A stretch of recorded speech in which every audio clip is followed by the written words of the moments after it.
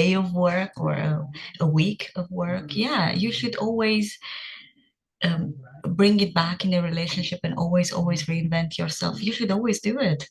It's yeah, supposed to be your home, right? Yeah, so keep on doing it.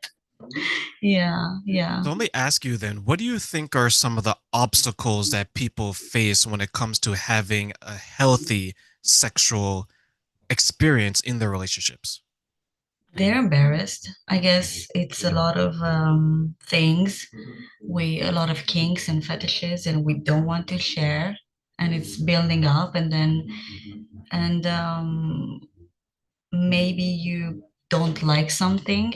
I've heard many times the partner is not taking care of himself, and it's how could you address it honestly? How could you tell your partner, actually, I'm not attracted to you because you lost interest in taking care of yourself? It has nothing to do with weight, nothing to do with that. It's just whatever it is, whatever you like, appearance, and yeah.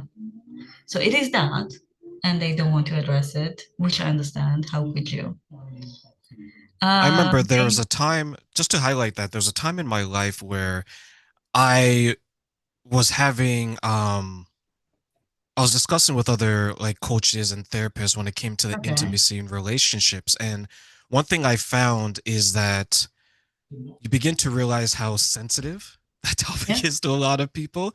And to your yeah. point, there's a lot of shame and guilt. Do you find that as well, maybe preventing people to saying that, okay, if I mention this to my partner, are they going to shame me? Are they going to make me feel uncomfortable? Or are they going to be like, ew, I don't like that? What are your Yeah. thoughts?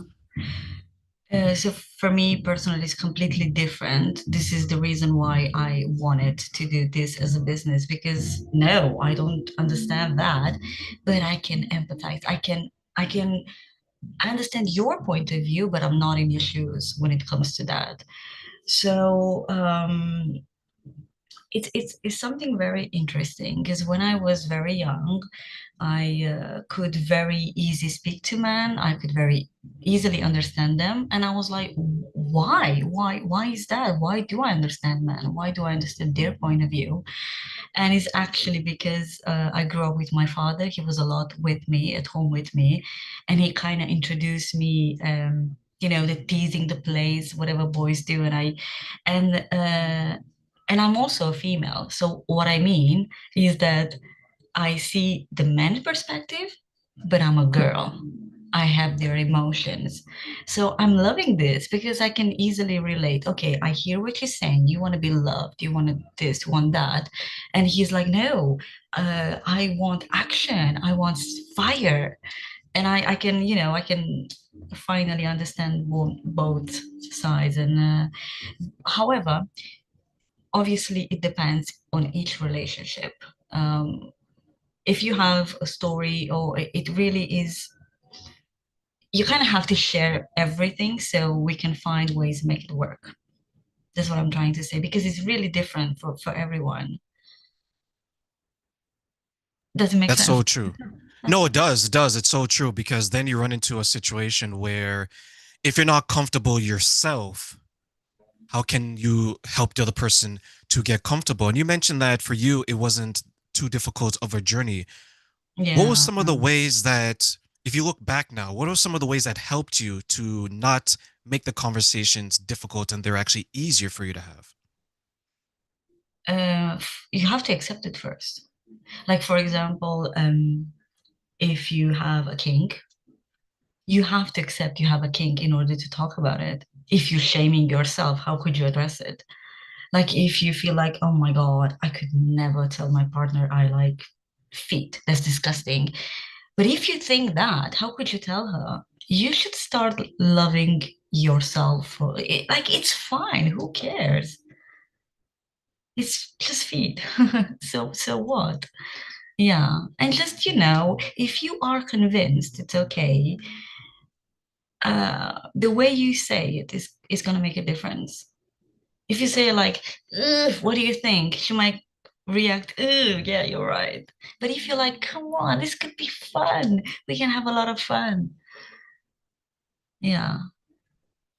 Yeah, that's I find that to be difficult for a lot of people, especially if you have like Yeah. an upbringing where it's like so hush hush. You know, there's this Absolutely. example Yeah.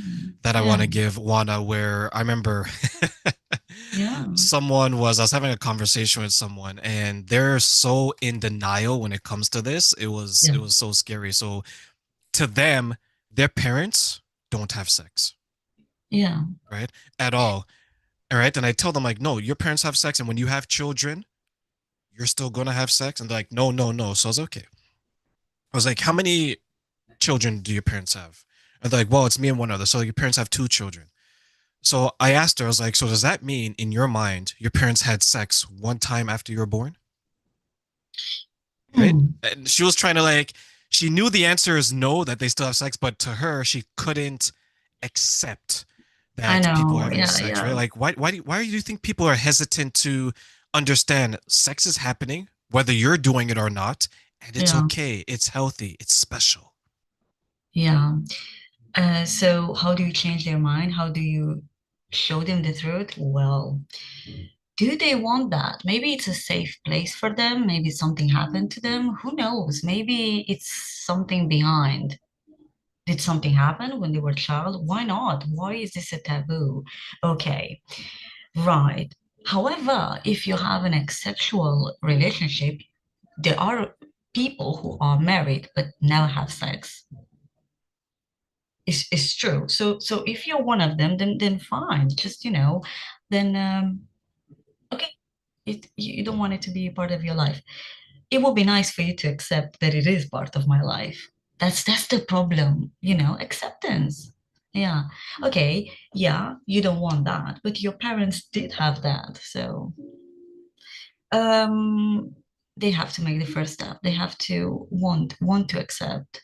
But it might be a safe zone for some reason. I don't know why we have to dig in to see if What are some of the ways then can someone move forward and make it a safe space sexually instead of maybe being hesitant and well awkward about it? um you have to discuss about it. You have to, yeah, a lot discuss about it and make normalize it. Just discuss and normalize it. Yeah, baby steps. Yeah. Do you think that's hard for some people to do? Yeah, for sure. Yeah, yeah. um I love discovering this in all forms, in music and everything. And I do listen to music, and I've noticed a lot of this range and aggressive music, and which I love. It comes from a Catholic girl, and I'm thinking, you see the rage. You made me not have a voice. You told me to do this. You told me to go to church every Sunday. I'm gonna rebel. And it's so funny because he's always a Catholic. Like it's from religious families. They like, oh, I wanted to